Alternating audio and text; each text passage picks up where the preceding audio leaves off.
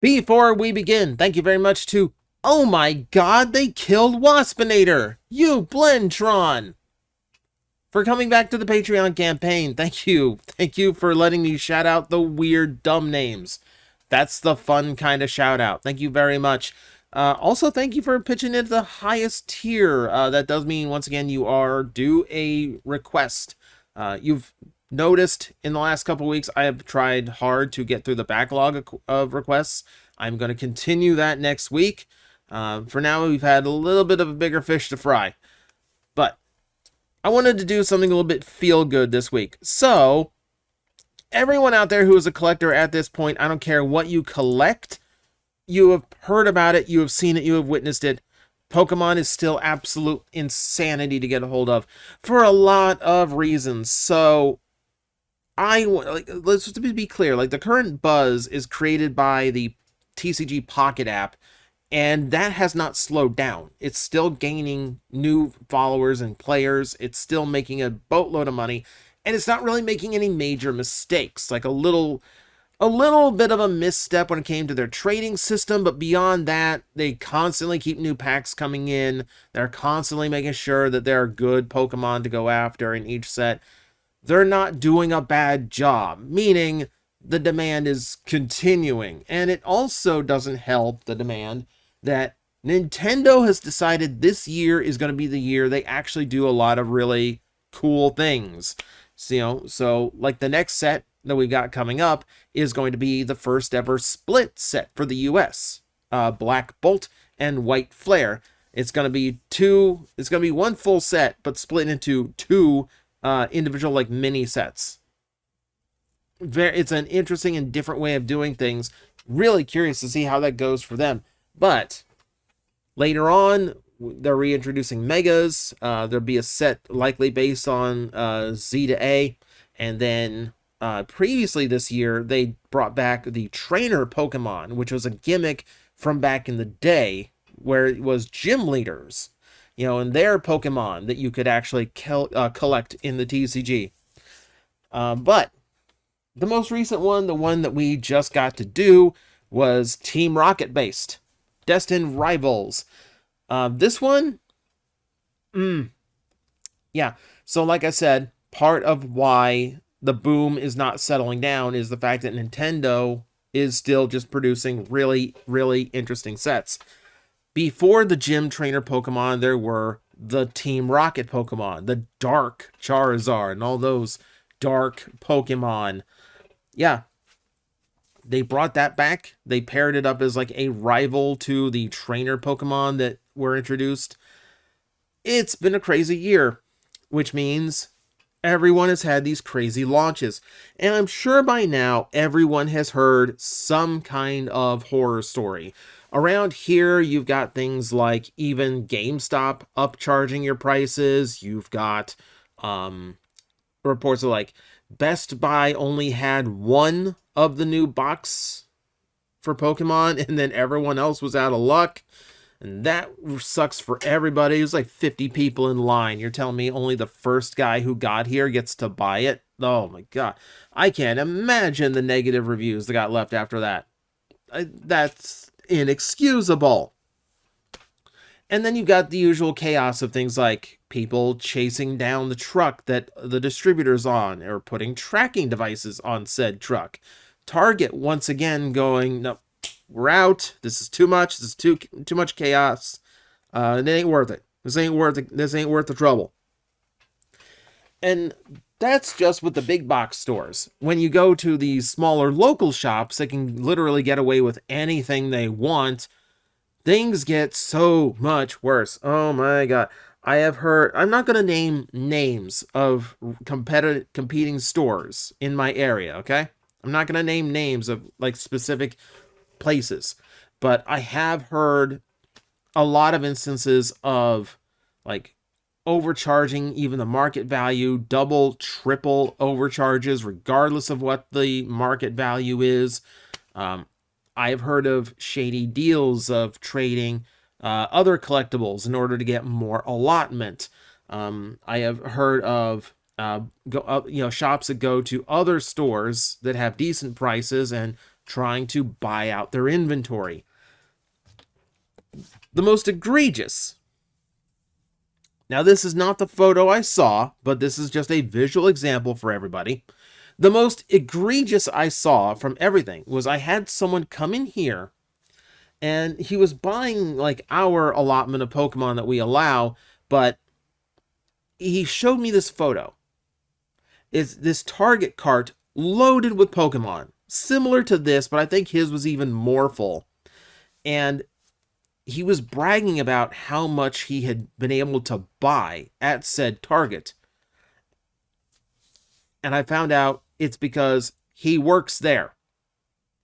So Target, at least in this area, was allowing its employees to buy things ahead of the customers before they could get into the store, like after the distributors left. Like, that's kind of disgusting. And the big reason why, we couldn't, collectors couldn't find it in the area. Things like this. Oh, and gets better. This guy was so dumb that not only did he brag about hoarding all of this, he also admitted to selling it to one of our competitors. Okay, that's kind of disgusting now. So one of our competitors is paying somebody who works at Target to flush the inventory for himself and then take it to them. That's really underhanded. That's really freaking scummy is what it is. When he brags about this, I'm not happy about it at all. And I can't be like, hey, you're contributing to the problem. Hey, this is a really scummy thing to do. Hey, you're the reason kids and parents can't get a hold of Pokemon. Hey, you're expletives that I don't want to say and get demonetized. I had to be very passive-aggressive about it. I think he got the picture because it doesn't show up here anymore. Wouldn't be surprised. So we don't overcharge as much. We have to pay extra for a lot of this product these days. So we're charging what we have to charge, but we're not going like super crazy with it. We want it to still be affordable. We want to be like the nice store that treats everybody good. And then when this boom goes away, I want everyone to remember the one store that didn't try to screw them over. So in order to keep our prices low, we do have a purchase limit, 1 box, 4 packs. I swear that there was a guy who was coming in here every day to buy his 1 box and 4 packs, and he was dead silent the whole time, didn't want to converse, didn't want to communicate. I'm half betting he was also leeching one store to go sell it to another, because we do charge low enough to actually have that happen. I have heard of stores that claim they get 100 boxes in inventory, and that once their allotment gets completely sold out, then they would switch to like market value. And market value on launch day is crazy high because it's all based on what people were willing to pay before the set actually launched. That's the one that made that claim switched over to market value 10 minutes into their sales day. Like, there's no way you went through 100 boxes of anything in 10 minutes. And if you went through everything, why do you still have stuff to sell at market value? They're scummy. So he didn't want to do that. So there's enough nightmare stories. I didn't mean to tell you about all nightmare stories. We're halfway through the video already, and I didn't want to tell you like all nightmare stories here, but like I wanted to be more upbeat, positive. I wanted to give you like what happens when a Pokemon launch goes really, really well and the way it's actually supposed to go. So here's how we did things on the Destined Rivals launch. So for me, the exciting thing is always like turning the corner into the parking lot and seeing how many are outside the door, because depending on how many are waiting in line, that will change what we plan to do with like purchase limits and such. Um, about 17 people waiting in line. No, not a huge line, but like for a small shop like this, that's quite a bit. That is quite a bit. So I park, I do a little bit of small talk, I go in. I go into the store to finish the last of the preparation. As far as I know, people were waiting like at least 2 hours to get there. I don't get here early enough to see the first people line up. But here's what here's what I explained to them before we go in is like, make sure, like, okay, if you're in from the front of the line, you're gonna walk out with a booster box. Please don't touch any of the other packs if you do, because you got the lion's share. Like, that's more than fair. And to their credit, they are actually very, very nice about it. Everyone agrees to that. Cool. So we don't sell out immediately on day one. Awesome. So here's what I have done to make sure, because like we've done this enough times. I want to make sure this goes as smooth as possible for everybody. I want to make sure everyone walks out with a decent number of packs, regardless of how we have to do it. And I want to make sure this is just done as smoothly as possible so everyone can have a good experience. So here's what we do.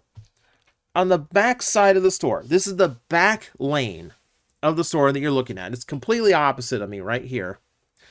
I literally rope that off.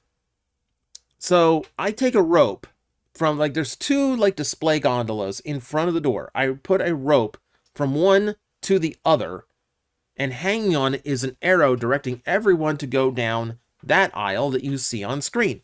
And literally, I've roped off every one of the gondola aisles all the way down to the very end where you see the bathroom door there at the back. I do that because I don't want people coming straight into like the main aisle and looping around in the aisle, because that gets really crowded and uncomfortable for people. It's a very, we get into a very tight space at that point. But I also didn't want people reaching through the line to grab something off the counter when it wasn't their turn. I wanted to make sure everyone could stay in order, which is why I rope off all of the aisles, because I don't want anyone skipping through the aisles and getting ahead in the line. So, and to be fair, they would have been nice about it no matter what. This is just me taking a precaution. Everyone in line was super cool with the whole idea. So, I've got the rope all the way around, takes them all the way to the back, and then you go over to the counters that you see on the far left of this image. So at the counter, I already have everything laid out. So our limit is 1 box and 4 packs per customer. That's about as fair as we can be and still make sure that it's not enough for scalpers to really do anything with, but it's enough for people to leave and have a nice amount to open up for themselves. And I have it all laid out on the counter. There's no point to individually pricing it. I just have a sign that's set up. Now, for those who are wondering, no, we aren't charging market value. In fact, we're barely upcharged over MSRP. It's a small shop. We do need to do a little bit better on it, but for the most part, yeah, like, our prices are as fair as we can manage, especially on launch day when everything from our distributor is the price it's supposed to be. Fun fact, distributors can also scalp you, so our restocks tend to be more expensive, but for the first round, we can keep it nice and cheap for everybody. So it's all laid out here. You got your booster boxes, your ETBs, your booster bundles, and then I've already stacked up the packs in stacks of 4, because no one's just going to take 2 packs. Everyone's going to take a full stack of 4 if they're allotted that. So all of it's all ready to go. They just have to walk around, pick it up, and then walk it right over to here to the counter. So smooth queue all the way around. Just pick it up and walk it over. And then on their way out, I've also blocked off the center aisle with an arrow going right, which takes them around the gondola through the Funko section and back to the door. So no crowding, no double looping on each other, all just one nice flow in and out, and it all goes perfectly smooth. Everyone's in and out in less than 10 minutes, Everyone leaves with at least 10 packs to open up.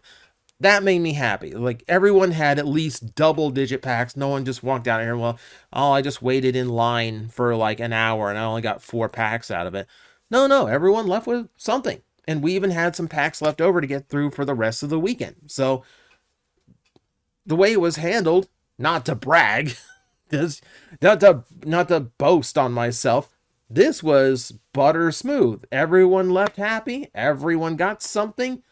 We even had a parent with 2 kids, and the kids didn't, the kids were counted as extra customers because they were buying for themselves, but it was obvious they were buying for themselves.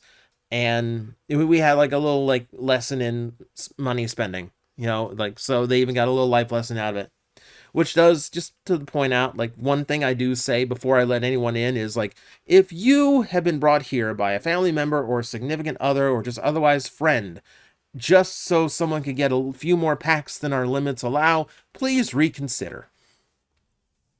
Try to do as much as we can to keep it fair, right? So, the rollout goes completely smoothly, exactly the way I wanted it to. There were a few people who came in late just to browse the store normally and were very confused by the rope that was still up. But beyond that, everything went smoothly. And we take that extra effort because we want everyone to have a good time and leave with a fair amount. And it leads to something that is super cool to have in any retail establishment, retail job, is the appreciation of customers. Because, I like to think that I have good rapport with a lot of the people who come into the store. So when the customers appreciate you, there's ways of seeing it. The most obvious was getting this. Someone gifted me a graded shiny Scyther card on this launch. It is a regular who comes in here. We talk pretty good. He's got a Salvador Dali tattoo, which I used to love Salvador Dali artwork when I was learning art in high school. So we get to talking a lot about weird things like that. He's got Quail Man tattooed on his arm too. Very different between Quail Man from Doug and Salvador Dali Melting Clocks. Really, really good guy. And yeah, like, I don't know if he got it graded for me or if it's just a spare in his stack or whatever, but like, it's a mint 9 card. Like, it's not like a low grade or anything. Turns out I didn't even have this card because it is from Shining Fates, which I never found that Scyther in. And I've never had a slab before. This is my first slabbed card. So like double, like, it's super cool. If you've ever seen the Swarm, I posted it on Blue Sky a few times. I now have like a wall frame of like top loaded cards.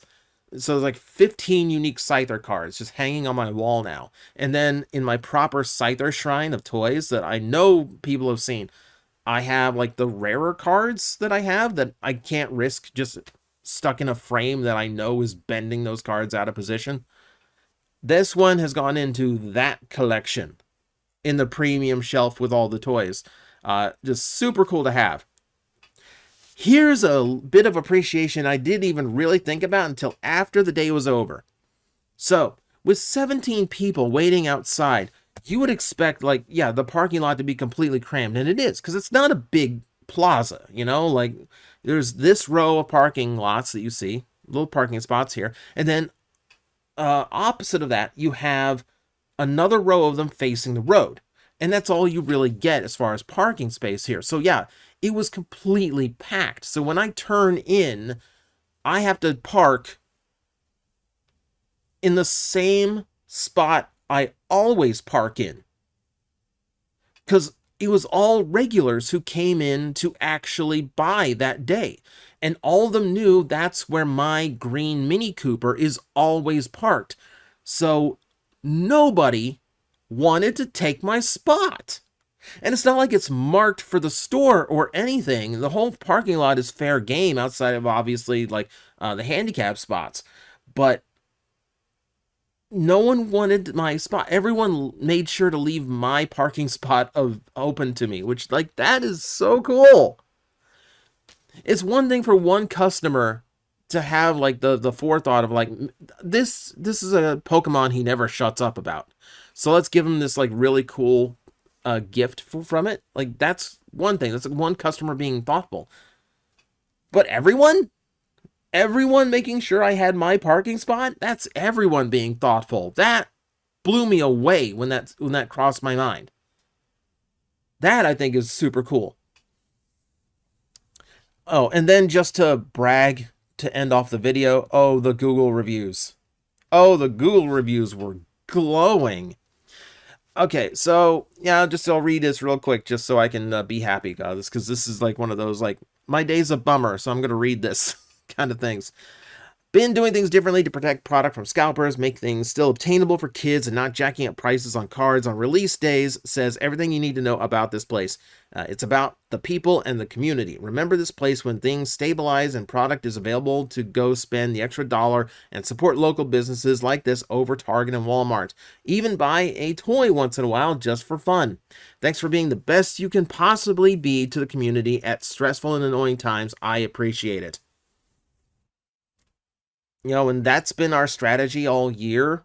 And to actually see it paying off and seeing a community that does appreciate what we are trying to do, that means so much. Like, this review has validated so much of what I have really pushed for this store to do during this Pokemon, surge and obsession. So to just see that made my day. After such a smooth loadout, after such a smooth launch day where everyone left with enough to be happy, no one left upset, and I guarantee between scalping and limited product, I guarantee we're the only place in town where everyone who lined up left happy. And I'm very, very proud to say that. And to have this cap off the day felt so good. It felt so good.